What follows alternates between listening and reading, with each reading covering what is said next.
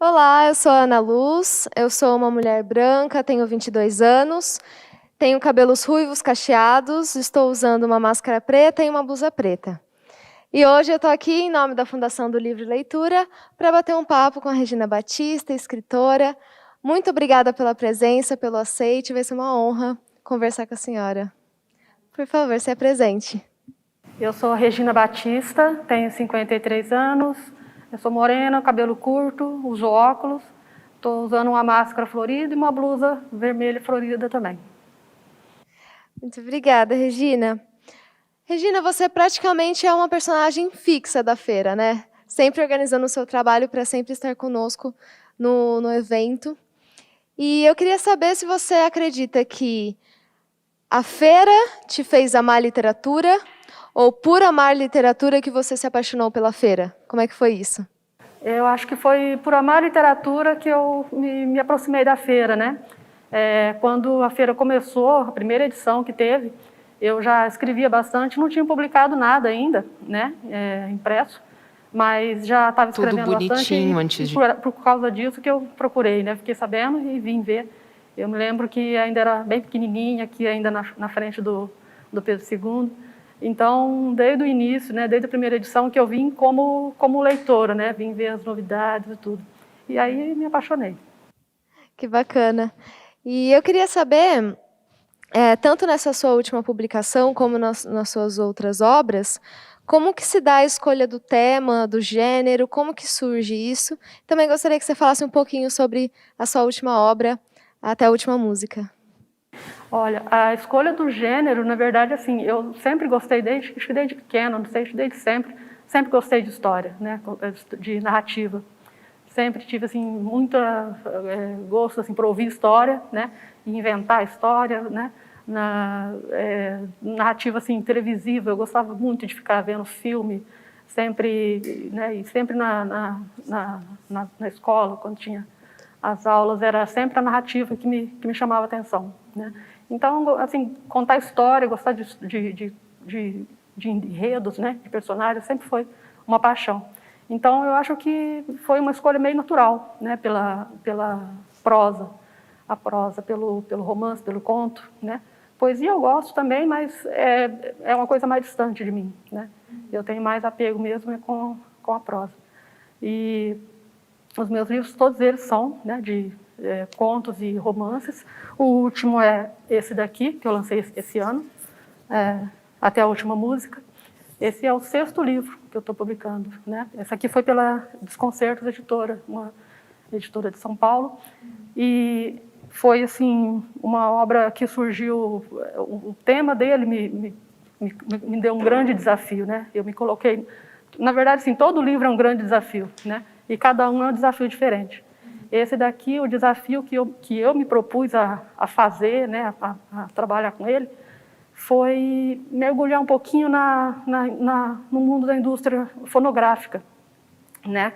Então, assim, como eu sempre tive a música também, ouvir música para mim sempre foi muito constante, muito habitual, né? Desde pequena, a rádio, né? O rádio foi muita parte da minha infância, adolescência.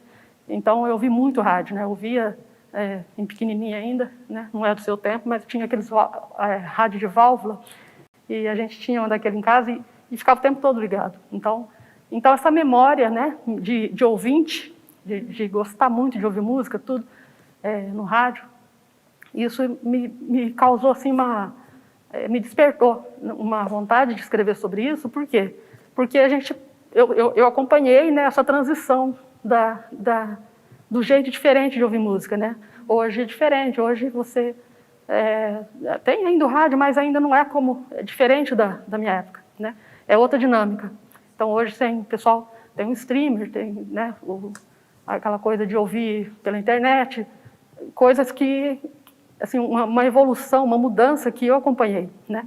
Aí eu falei, quer saber, vou tentar fazer um livro sobre isso, sobre essa trajetória do jeito de ouvir música e da indústria mesmo, né? Como é que a indústria da música conviveu com isso, né? Com essa mudança, né, da revolução digital, né?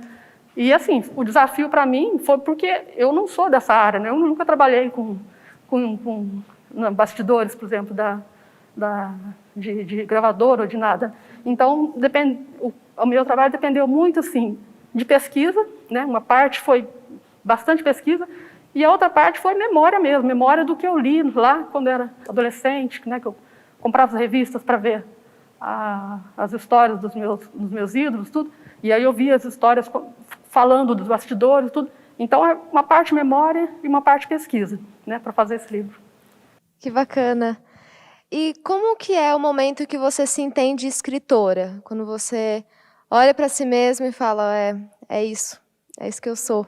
Que assim, eu escrevo, acho que eu me lembro, eu já gosto de criar as minhas histórias, eu acredito que lá pelos 14, 15 anos mais ou menos, eu já estava criando as minhas histórias. Mas ainda não era, eu não tinha uma consciência literária, né? Era assim, eu gostava de criar tudo, mas era um hobby, né? Um passatempo. E aquilo para mim era assim, não tinha compromisso nenhum, né? Era uma coisa que eu fazia, um prazer meu, mas nem mostrava para ninguém, não dividia com ninguém, porque, né, não tinha aquela consciência literária. Essa consciência literária, ela foi aparecer, eu acredito que já tem uns 20 anos, mais ou menos, um pouco mais, que apareceu, assim, que eu falei, eu acho que eu preciso levar a sério, né, esse negócio. Tem mais ou menos esse tempo. Então, aí que eu comecei a escrever realmente com o intuito de publicar, né, com a ideia de mostrar para mais alguém, entendeu? Mas antes disso eu já gostava de escrever, mas para mim, né, aquela coisa só de diversão mesmo. Sim, aí você percebeu que o hobby, na verdade, estava virando uma coisa séria. E é muito interessante que eu vejo que tem muita gente também que começa a escrever e passa muitos anos sem mostrar para ninguém, muito por vergonha, por receio, insegurança mesmo até. E eu queria que você desse uma dica para quem está começando agora, quem tem o sonho de ser escritor, escritora. Qual conselho você daria para essa pessoa? Olha, a primeira coisa, assim, conhecer bem mesmo a si próprio, né? Porque conforme você vai tomando gosto por aquilo, né? Ou descobre que tem interesse, por exemplo, de fazer alguma coisa desse tipo, né? De criar, né? Quando você cria, a primeira coisa que você tem que entender bem é de si próprio, né? Eu acho. Então, procurar saber, né? Por que eu estou querendo criar isso, né? Porque o que eu estou criando sou eu, né? Você expõe muito de você, né? Na sua obra. E assim, ler, né? Ler de tudo mesmo. Se você, de repente, descobriu que tem uma inclinação para prosa, ler tudo sobre aquilo, né? Sobre tudo, mas principalmente daquela área que você se interessa. Enfim, ler o máximo que você puder. Fazer da leitura um hábito como se fosse beber água, sei lá, uma coisa natural mesmo que você faz assim, sem perceber. É a melhor escola, né? Eu acredito que é a melhor escola. Perfeito, Regina.